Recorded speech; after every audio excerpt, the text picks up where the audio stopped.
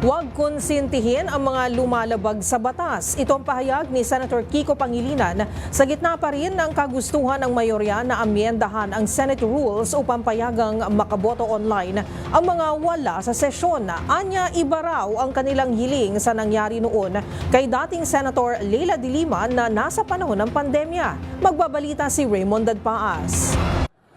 Hindi dapat kinokonsenti ang lawbreaker o hindi sumusunod sa batas. Ito ang babala ni Senador Francis Kiko Pangilinan kasunod ng kagustuhan ng mayorya sa Senado na payagan ang online na pagdalo sa sesyon at botohan ng mga senador. Ayon kay Pangilinan, hindi maring ikumpara ang kaso noon ni dating Senador Leila de Lima na kanilang hiniling na payagang dumalo sa sesyon online habang nakakulong sa kaso ngayon ni Senador Ronald Bato de la Rosa na nagtatago. Tinawag niyang law-abiding si de Lima dahil hinarap ang kaso, nagpaaresto at nagpakulong. Kumpara kay Senator Bato na tinawag na lawbreaker dahil ayaw harapin ang kanyang kaso at ngayon ay nagtatago at pinaghahanap ng mga otoridad.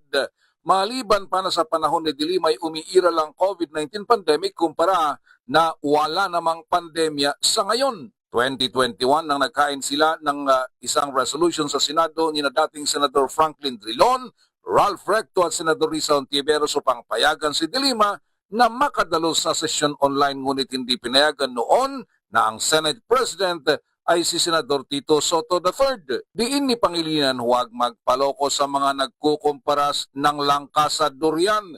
Mensahe sa mga bayarang trolls, itigil na ang paninira at kasinungalingan para protektahan ng mga kurakot na politiko na nasa inyong likuran. Dahil di ni Pangilinan, hindi na ninyo maloloko ang taong bayan. Sa panig ng mayorya na pinamumulan ni Senate President Alan Peter Cayetano, naaayon sa rules ang kanilang pagpupursige na maaprubahan ang motion ni Senator Dante Marcoleta na aprubahan ang teleconferencing para sa mga senador.